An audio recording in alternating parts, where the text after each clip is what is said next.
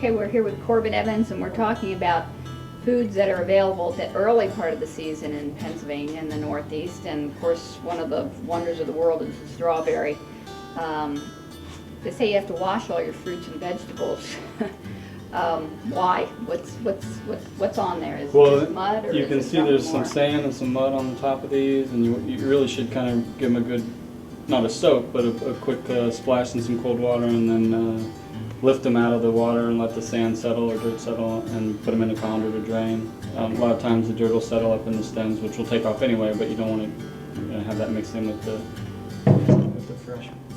Okay, so it's really just a quick just rinse, a quick rinse with cold water yeah. And let everything settle down to the bottom and get them out of there pretty much as quickly right. You don't want them to soak up as possible. extra.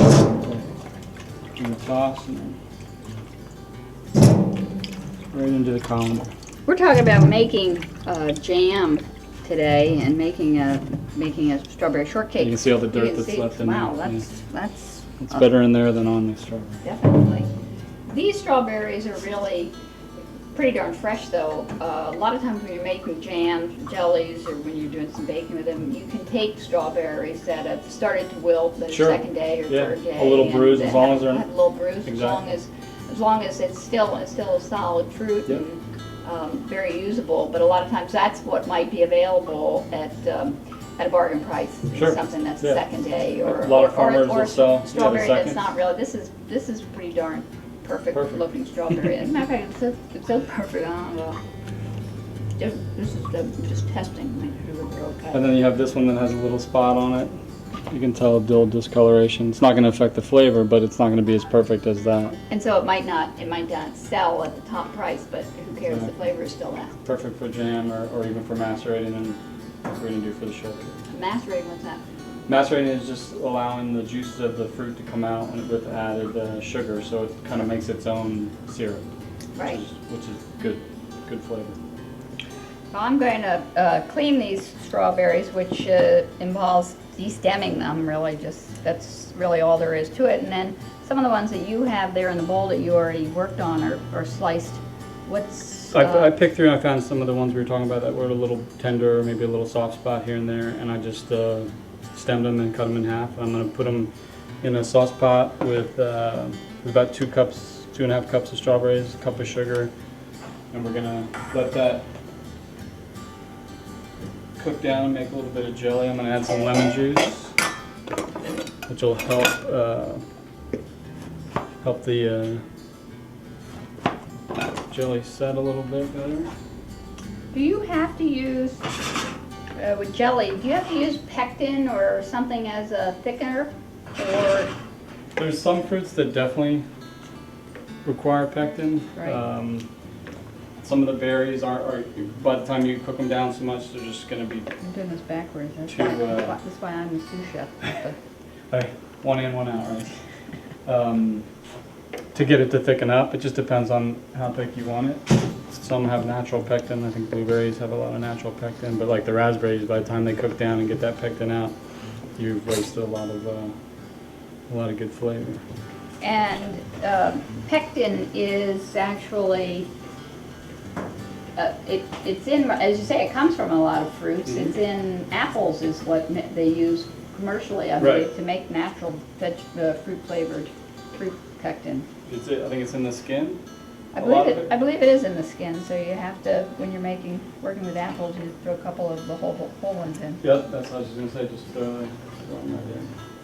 These berries that I'm going through have a couple that are definitely seconds. This guy right here. And so one of the other things, you're making jam right now, but we're going to make strawberry shortcake, one of my all-time favorites. We have the fruit that you're cutting. We're going to macerate, like I mentioned before, with a little sugar. Right. Stir that, let it sit even at room temp for 15-20 minutes, and then the juice will come out and sort of make its own little strawberry simple syrup. And in the meantime, we can these are shortcakes that I've already rolled out, and we'll bake those off. Making something into a strawberry shortcake or a dessert or jam or jelly. Jam or jelly, of course, is that you have the fruit for the rest of the year, the fresh fruit available to you in a different form, but with all of the flavor of the season. And you're able to take advantage of the season to get some things made and stored up, little savings there for later in the year when the price might go up. And there's nothing like fresh strawberries on pound cake or shortcake in the middle of the winter when you're craving that summer kind of taste. Absolutely, it really gives you the little zip of it that you need. But when you make something like these shortcakes, you're taking strawberries, which can be expensive for some people, and you're not going to use as many strawberries Right. because you're even making a cake is a way of spreading out the cost of the natural fruit that we're talking about using. And the maceration or the making the syrup from the strawberries is a lot of flavor too that adds to the juiciness of the shortcake.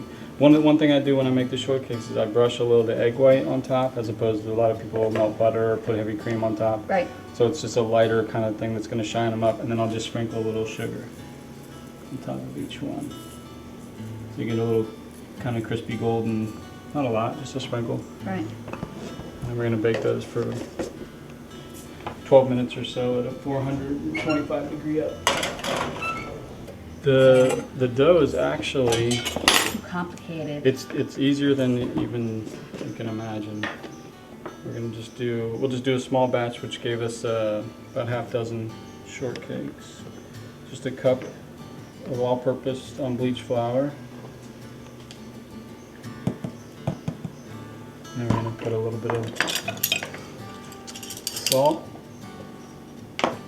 I never have understood salt in baking sweet things.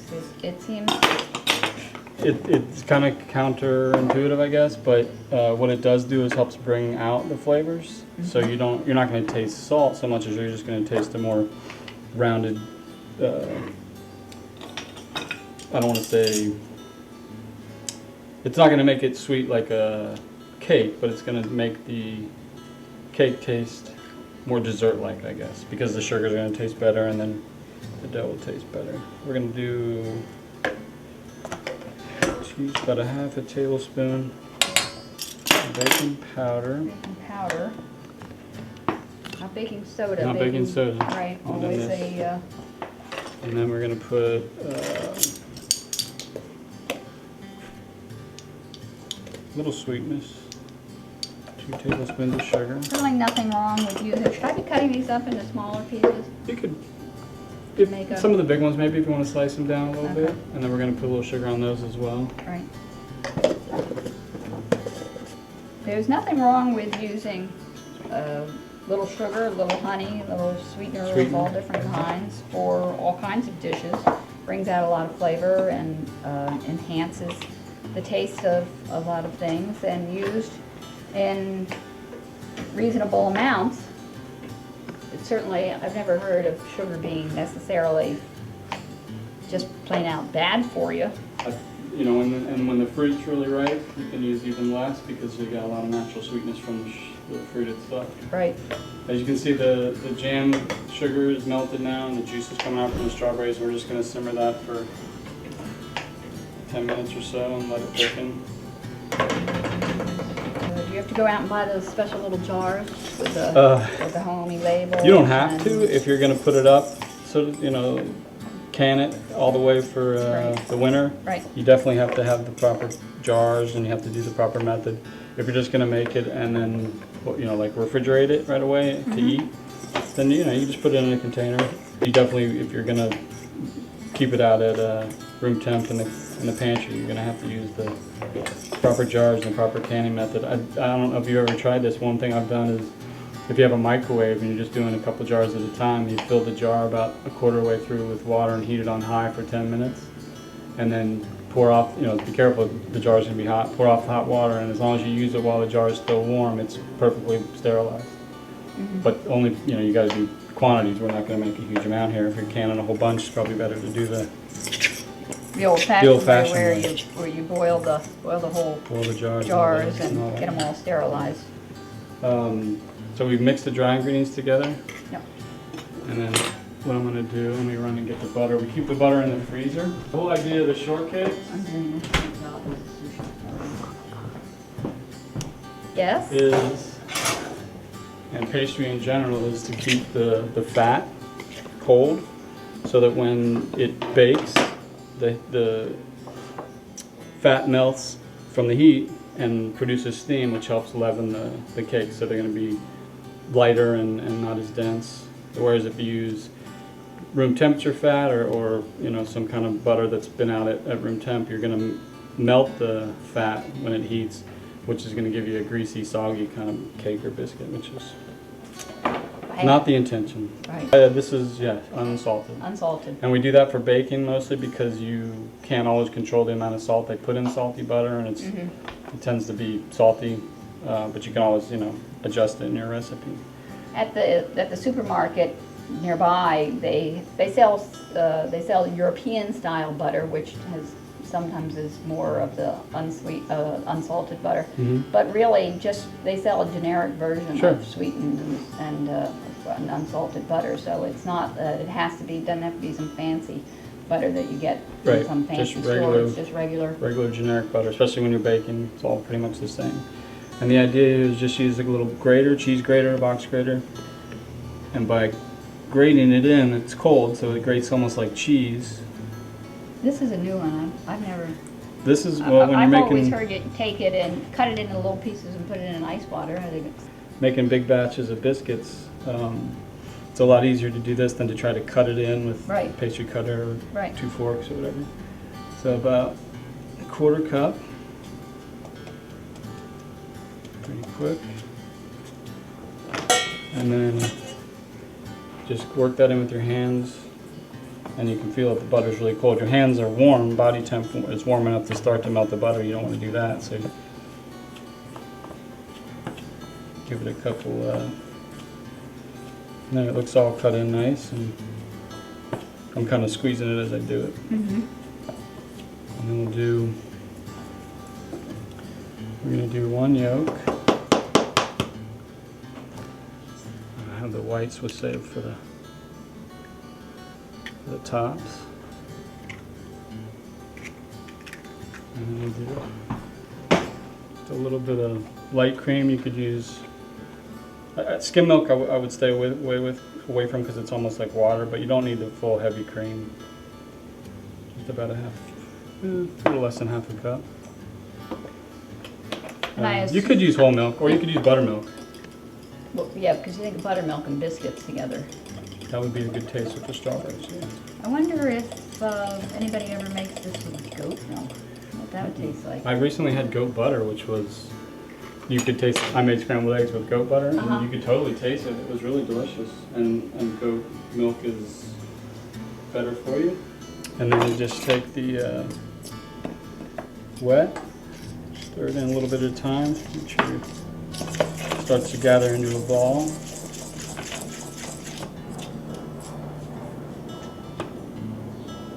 Is this a basic recipe for biscuits if you left out the If sugar? you left out the sugar? Yeah. You could always, you add a little black pepper or some chopped rosemary and make a little flavor. Chives is a great biscuit. But yeah, leave out the sugar. So as it starts to come together, we're probably going to have to switch from fork to hand, but pretty quick little biscuit or shortcake here.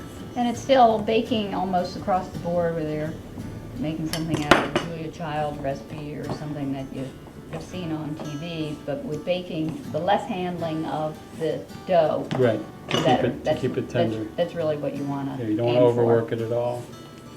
And as soon as we kind of get it. Which I think is why they invented the pulse mechanism in a Cuisinart. So you could totally use yeah. Because you could be using some kind of mechanical thing to make this, but making such a small amount, it doesn't seem to. There you go. Even in the couple of minutes since you've been making that, you can see the juices are being released from these strawberries. Did you even put any sugar on it? This is before we put, how much sugar are we putting? I would put maybe a tablespoon.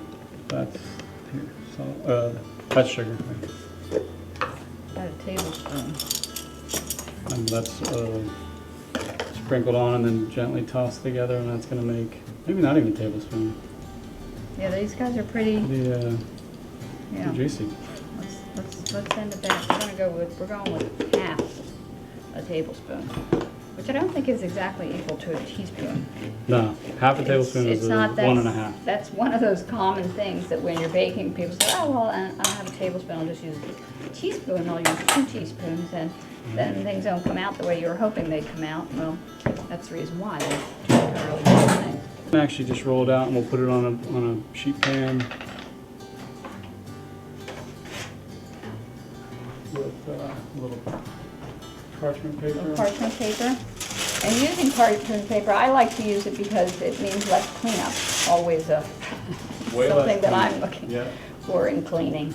And basically, just it's available in the same aisle as wax paper or trash bags and all that kind of thing at the supermarket. And you cut it into whatever size piece you need for what it is that you're doing. And if you don't have a rolling pin, you can always use, turn a bottle on its side. Anything that's going to give you, close the bottle first. Yeah. Just roll them out, not too thin, but you can still see the pieces of butter. Mm-hmm. That's a good thing. And then a little cutter. You can use a little jelly jar, depending on the size you have. You can do it in star shapes for the kids. You can just cut it, but if you do cut it with a knife, you want to be sure and get good, clean cuts all the way through, so that you don't tear the dough. You want to cut it. And just nice.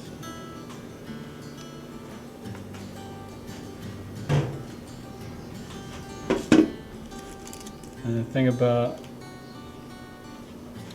the trim, don't roll it back up in a ball and then roll it out again, because you're going to defeat the purpose of the layers that you've already built up. So just kind of stack it. So you're actually adding layers again to it.